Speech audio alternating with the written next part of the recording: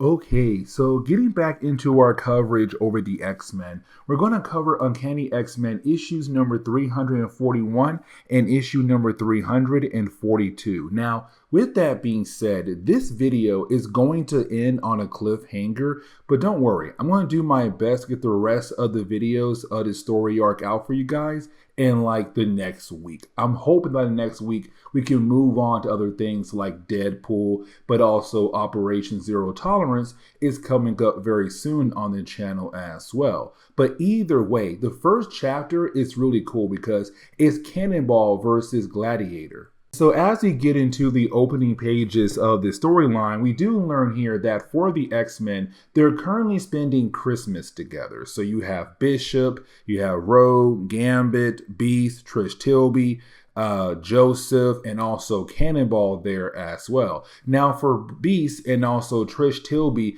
they kind of want to do something special with the entire crew, but you did have different people disappear for different reasons. Like for example, for Gambit, he just wants to leave because he hates the idea of being third wheel when it comes to Rogue and also Joseph, aka Magneto. And really, as soon as Gambit leaves, it works out for Magneto very well. And the reason why, because he has some special plans for him and also Rogue. Now for Bishop, he also leaves as well. And the reason why, because for Bishop, being from the future, all he heard were great stories about the X-Men. But recently, with Charles Xavier being Onslaught and, killing off the Fantastic Four and the Avengers to the mind of the public, he's kind of like the people I used to look up to are not really the people I should look up to. And so for Bishop, he wants some alone time to kind of process the idea his heroes are possibly not the heroes that he thought they were. Now, when it comes to Cannonball, he has to leave to buy different gifts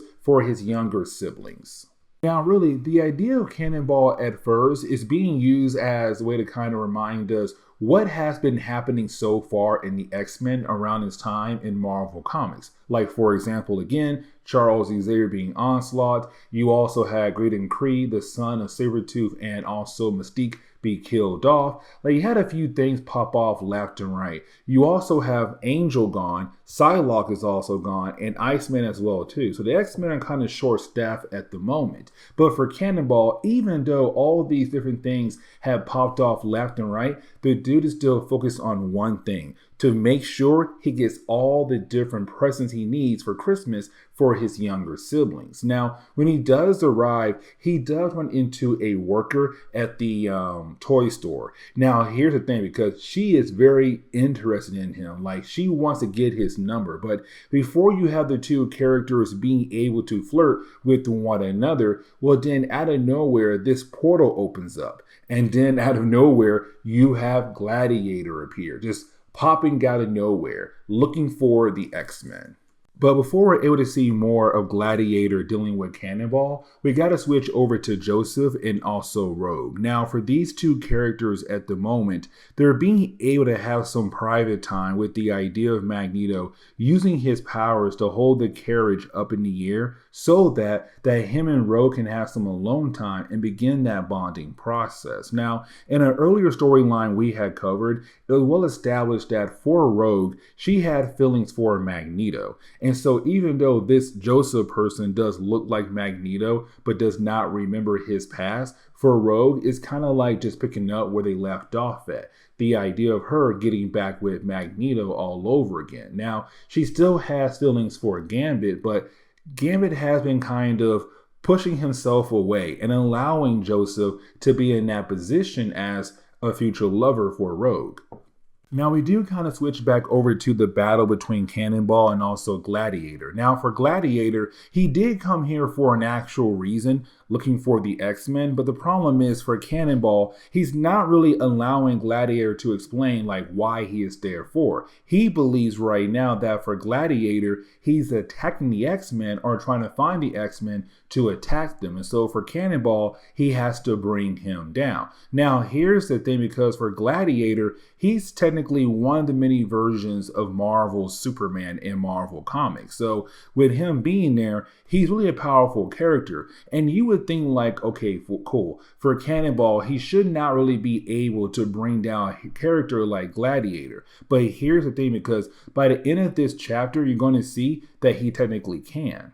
But now we have to switch back over to Rogue and also Magneto. Now for Rogue and Magneto, you have these two characters at the moment being able to have some more alone time, right? Now for Magneto, he does have a present for her. He says not really for Christmas, but like, come on, dude. It's a Christmas present where he's technically using a device to kind of help Rogue have the ability to, well, kiss or feel someone touch her. You see, for Charles Xavier, he had this device known as the Xenox chamber. Now, I'm not really going to sit down and try to explain the whole idea of the Xenox chamber, but what it did was kind of put like a glove or a protection over Rogue to allow people to actually touch her skin without the possibility of her powers activating. Now, for Rogue, she feels like it's not going to work.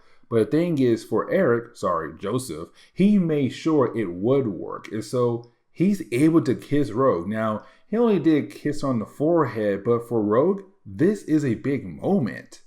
But this kind of leads into a very cool moment for me, and let me explain, because you have Gladiator beating down on Cannonball, right? But here's the thing, because you have Cannonball do something new here. You see, for Gladiator, with him trying to punch down on Cannonball, you have Cannonball being able to absorb all the kinetic energy from all the different blows that Gladiator is trying to use right now on Cannonball. And with all that kinetic energy absorbed by Cannonball, he's able to add it to his force field and then deliver one heck of an attack on Gladiator to send him to the ground. It is honestly a very cool moment. But right after you had Cannonball do that, you then have the rest of the X-Men appear. Now, when the rest of the X-Men do appear, you then have Gladiator go out of his way to begin the process of explaining like why he's there for, like why he was looking for the X-Men. And so with him being there now explaining things, he says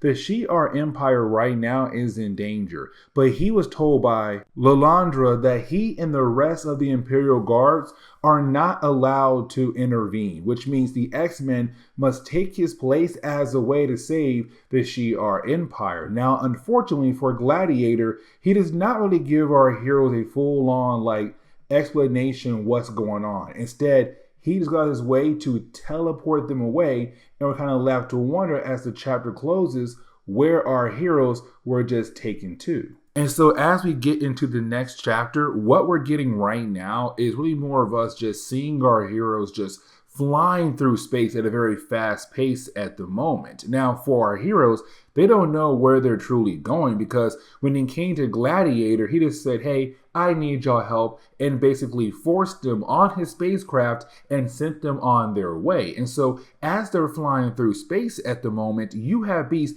being able to get over to the computer to slow everything down. And once you have Beast being able to do that, you then have our heroes kind of realize what's next for them. Really more Beast does, because you have Beast say like, hey, there is this gate. Once we do take that gate, it should lead us to a different part of the universe. The problem is that they now have to travel through an asteroid belt to be able to reach the gate. And so you do have Beast believe he should be able to find a way around it, but you really have Magneto be that guy to protect our heroes in the spacecraft as they do guide themselves through the asteroid belt to hopefully reach the gate. Now, here's the thing, because you also have Gambit kind of cheer Magneto on, and it's kind of like, okay, is this really now more of Gambit beginning the process of allowing Joseph on the team, realizing that it's probably better for everybody if the two characters get along rather than fight against each other for the heart of Rogue.